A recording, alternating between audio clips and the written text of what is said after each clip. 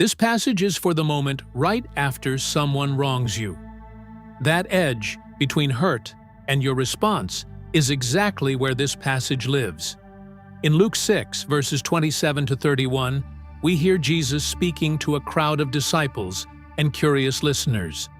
He tells them to love their enemies, do good to those who hate them, bless those who curse them, pray for those who mistreat them, and treat others the way they themselves would want to be treated.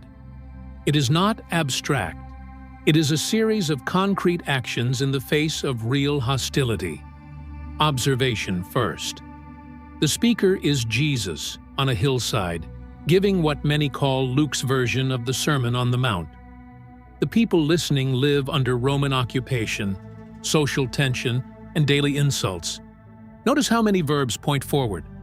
Love, do good, bless, pray, give, treat. He is not describing feelings, he is commanding actions. Notice too the contrasts.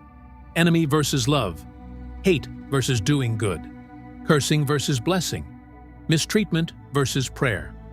The famous golden rule here is not a slogan. It sits inside a paragraph about how to respond when someone is clearly against you. That is surprising. Many expect faith to justify payback. Jesus names the opposite. Interpretation next. For the original audience, enemies were not vague critics online. They could be tax collectors cheating them, local collaborators, or soldiers using power. Into that world, Jesus calls for a different kind of love. The Greek word agapē describes this love. It is active, self-giving goodwill, not warm affection or liking.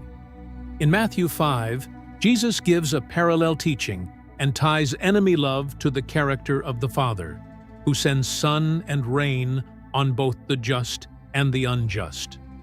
Paul echoes this in Romans 12, telling believers not to repay evil for evil, but to overcome evil with good. The principle is that God's people show what He is like by breaking the cycle of retaliation. This does not mean pretending harm is fine. It means refusing to let someone else's sin set the script for your response. Now, application. For us, enemy may be a coworker who undermines you, a family member who belittles you, or a former friend who gossips about you.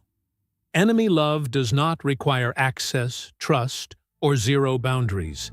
It means you choose active goodwill over quiet revenge.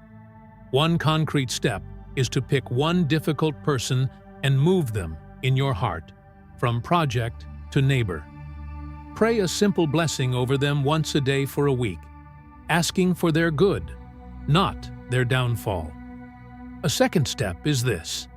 Before replying to a sharp message, pause long enough to ask, if their words were coming from someone wounded, how would I answer? Then choose the reply you would be able to reread in peace a year from now. Over time, these small acts of agapē do not excuse what was done, but they keep your heart from becoming a mirror of it. Study it deeply. Live it fully.